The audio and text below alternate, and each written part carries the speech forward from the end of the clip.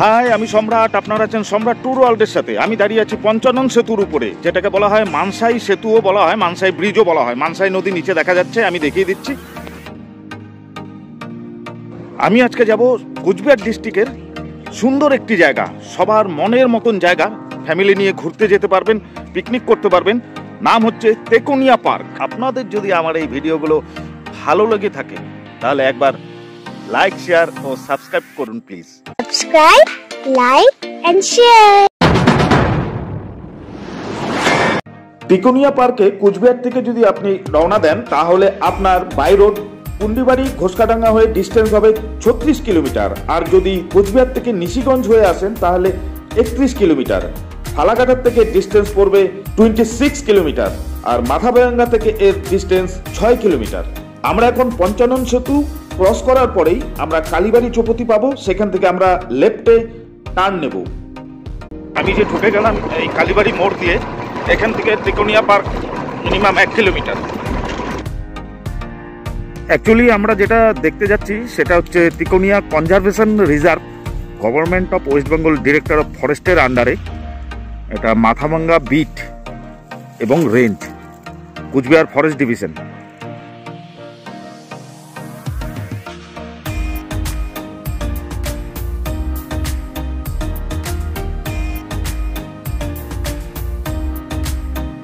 এই হলো তেকোনিয়া পার্ক।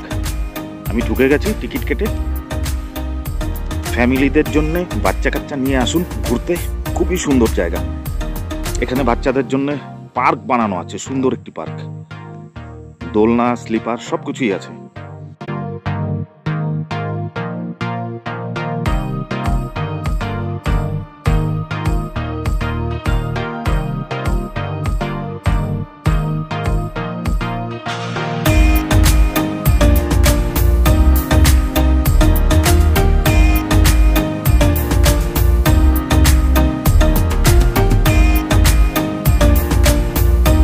আমরা ভিতরে ঢুকলাম পার্কটা দেখে নিলাম।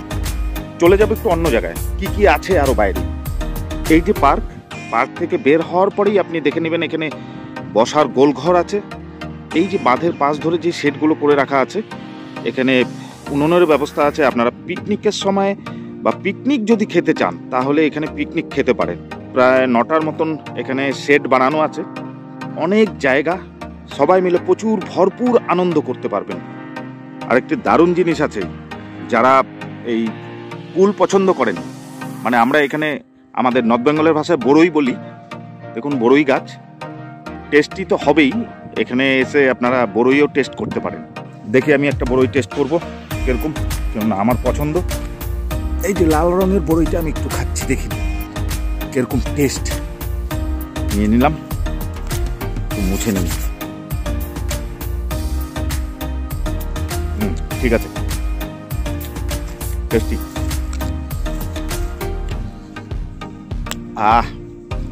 একটু লবণ হলে ভালো হতো।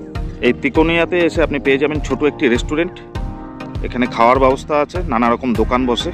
আর এই পাশে দেখুন একটি ফরেস্ট আছে, প্রচুর জায়গা ঘোরার মতো, বাচ্চাদের খেলার মতন জায়গাও আছে। আর যদি আপনার মন চায় যে একটু নদীর পাড়ে ঘুরে আসবো, সেটাও ঘুরে আসতে পারেন। চলুন যাচ্ছি একটু নদীর পাড়ে। আমি যে বাঁধের পাড়ে দাঁড়িয়ে আছি, এটা হচ্ছে জলঢাকা নদী আমার পাশেই। আর এখানে মানসাই নামে পরিচিত। কি বলবো, ওই পাশে আপনাদের দেখাচ্ছি যে ওখানে তরমুজ চাষ হচ্ছে। আর এখানে তরমুজ খুব বিখ্যাত আমাদের নর্থ বেঙ্গলের মধ্যে। বাইরে যায়, অনেক দূর অবধি যায় এই তরমুজ, খুব tasty. Tekonia park, actually Tekonia park হচ্ছে এই নদী আছে এদিকে ফরেস্ট আছে, একটা কোনা বের হয়ে গেছে, 3 কোনা বের হয়ে গেছে, তার জন্য এই জায়গাটার নাম তেকোনিয়া রেখেছে। আমি দেখিয়ে দিচ্ছি যে নদী, এখানে জলঢাকা নদী, আর ওই পারে তরমুজ চাষ হচ্ছে। চলুন একবার দেখে নিই। তরমুজ ক্ষেত এখানে চাষ করার পর এখান থেকে এরা ফুল ফ্যামিলি এইভাবে ভেলা, মানে কলা গাছ দিয়ে বানানো হয়, এরা এই পারে আসে। এখন কি সুন্দরভাবে যাচ্ছে ওরা। যদি আপনার কাছে হুইল বড়শি থাকে তাহলে তেকোনিয়া পার্কে আসুন আর এই জলঢাকা নদীতে মাছ ধরুন। আজকের মতন টাটা, বাই বাই।